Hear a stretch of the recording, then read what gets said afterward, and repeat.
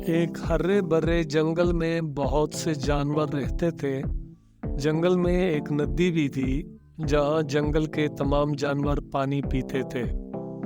इर्द गिर्द झाड़ियों के झुंड थे, रंग बरंग फूलों की बेलें थी और सरसब्ज शदाब फलदार दरख्त भी थे।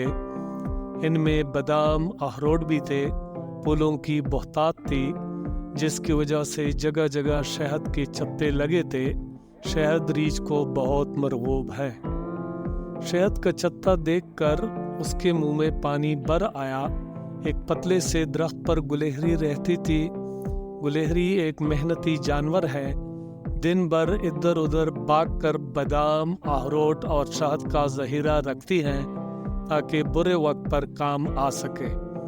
गुलहरी एक साफ सुथरा जानवर है और अपने इर्द गिर्द का माहौल जर्द पत्तों और छोटी टहनियों से साफ रखती है।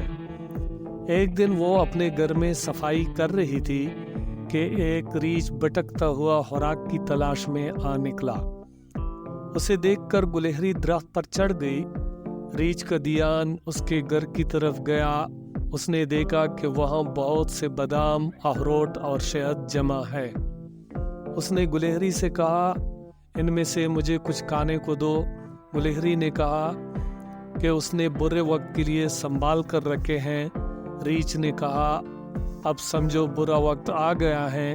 अगर तुमने मुझे न दिया तो मैं इस पतले दरख्त को हिलाऊंगा और ये सारी चीज़ें नीचे गिर जाएगी। तुम मुंह देखती रहना, तुझे अपनी जान बचाना भी मुश्किल हो जाएगा। बेचारी गुलहरी बहुत परेशान हुई कि इस मुसीबत से कैसे निजात हासिल की जाए। वो देख रही थी कि रीछ डील डोल वाला है। उस समय आ गया तो वाकई चीज़ें गिरा सकता है जिससे सर्दियों में उसे मुश्किल आएगी। वो सोच में पड़ गई। आखिर उसे एक तरकीब जहन में आई। वो मुस्कराई और कहा, मुझे ये अशिया देने में हर्ज नहीं, मगर ये बहुत ही थोड़ी सी है। इससे तुम्हारा पेट नहीं भरेगा और मेरे पास भी कुछ नहीं रहेगा। मुझे एक जगह का इल्म है, वहाँ बहुत सा शहद बादाम अखरोट है। ये सुनकर रीछ के मुंह में पानी आ गया। उसने जल्दी से कहा, जल्दी करो, मुझे वो जगह दिखाओ। गुलहरी ने कहा, मैं तुम्हारे ऊपर बैठती हूँ, वहाँ तक चलते हैं। रीछ खुशी खुशी मान गया।